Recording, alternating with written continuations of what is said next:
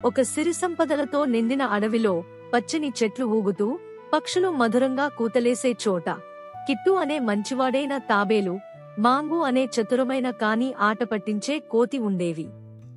వాళ్ళిద్దరూ స్నేహితులే అయినా మాంగు కిట్టుని మోసం చేయాలని ఎప్పుడూ ప్రయత్నించేవాడు. ఒకరోజు మాంగుకు తీపి బంగారు అరటి పండ్లతో నిండిన ఒక పొడవైన చెట్టు కనిపించింది. అరటి పండ్లను చూసి అతని నోరూరినది.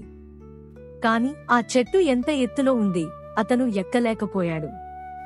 దూకాడు, చెట్టు ఊపాడు, కాని ఫలితం లేకుండా పోయింది. విసిగిపోయి కింద కూర్చుని తలపట్టుకున్నాడు. ఆ సమయంలో కిట్టు నెమ్మదిగా అక్కడికి చేరాడు. ఏమైంది మాంగు అని కిట్టు మృదువుగా అడిగాడు. మాంగు తడిమికుని హాస్యంగా అన్నాడు, కిట్టు, నీకు బలమైన కాళ్ళు ఉన్నాయి. మనం ఇద్దరం కలిసి పని చేద్దాం. నువ్వు నేల త్రవ్వి చెట్టు వేర్లు ఊపేస్తే నేను పైకి ఎక్కి అరటిపండ్లు తెచ్చి పంచుకుందాం. కిట్టు అంగీకరించాడు. అతను మట్టిని త్రవ్వగా చెట్టు కొంచెం వంగింది. మాంగు ఆనందంతో పైకి ఎక్కి అరటిపండ్లు పట్టుకుని తినడం మొదలుపెట్టాడు. కిట్టుకు మాత్రం ఒక్కటి కూడా ఇవ్వలేదు. మాంగు, నాకు వాటా ఉంది కదా అని కిట్టు అడిగాడు. మాంగు నవ్వుతూ అన్నాడు, ఓహ్ కిట్టు, నీకు పళ్ళే లేవు. నువ్వు అరటిపండ్లతో ఏమి చేస్తావు అంటూ పరుగెత్తి వెళ్ళిపోయాడు.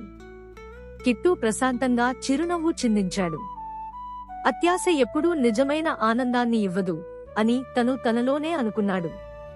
కొన్ని రోజులు గడిచాయి. మాంగు మళ్లీ అరటిపండ్లు ఆస్వాదిస్తూనే ఉన్నాడు. కాని ఒకరోజు సాయంత్రం బలమైన తుఫాను వచ్చింది. గాలి అతి బలంగా వీచి చెట్టు నదిలో పడిపోయింది. అరటి చెట్టు పూర్తిగా అదృశ్యం అయిపోయింది.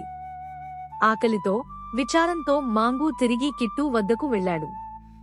కిట్టు పైనుంచి పడిన తాజా పండ్లు తింటూ నెమ్మదిగా కూర్చున్నాడు.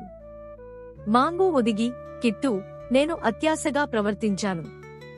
ఇప్పుడు నా దగ్గర ఏమీ లేదు. నన్ను క్షమిస్తావా అని అడిగాడు. కిట్టు చిరునవ్వు నవ్వి కొంత పండు ఇచ్చాడు. స్నేహం అంటే పంచుకోవడం మాంగు.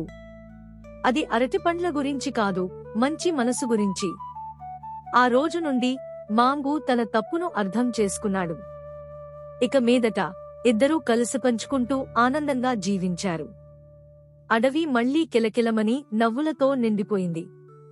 నీతి: అత్యాశ తాత్కాలిక ఆనందాన్ని ఇస్తుంది, కానీ పంచుకోవడం నిజమైన సంతోషాన్ని అందిస్తుంది.